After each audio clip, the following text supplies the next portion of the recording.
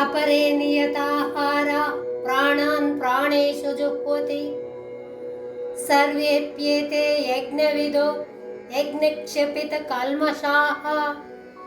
కొందరు ఆహార విషయంలో కట్టుబాటు కలవారుగా ఉండి ప్రాణవాయువులను ప్రాణవాయువుల యందే హోమం చేస్తున్నారు.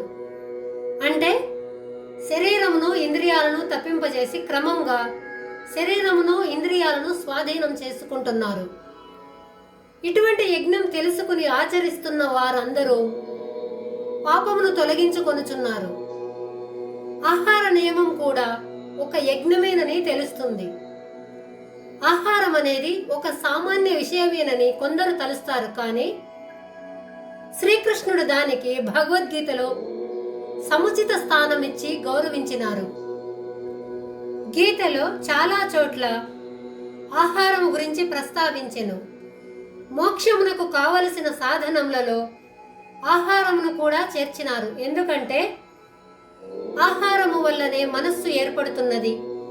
ఆహారం యొక్క స్థూలాంశము వల్లనే శరీరము, సూక్ష్మాంశము వల్లనే మనస్సు తయారవుతుంది. ఆహారం యొక్క శుద్ధత్వం వల్ల మనస్సు శుద్ధపడుతుంది. ఆహారం సాత్వికంగా ఉంటే ఆ సాత్విక అణువుల వల్ల ఏర్పడు మనస్సు సాత్వికంగా ఉంటుంది. కాబట్టి ఆహారం శుద్ధంగా ఉంటే మనస్సు శుద్ధంగా ఉంటుంది. మనస్సు శుద్ధంగా ఉంటే మోక్ష ప్రాప్తి కలుగును.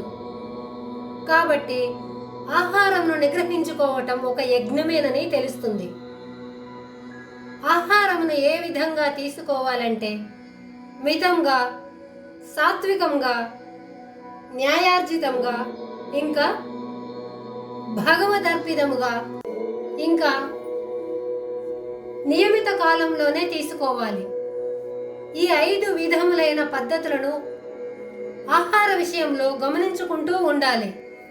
ఈ విధంగా అనేక మోక్ష సాధనల గురించి భగవానుడు తెలియజేసెను.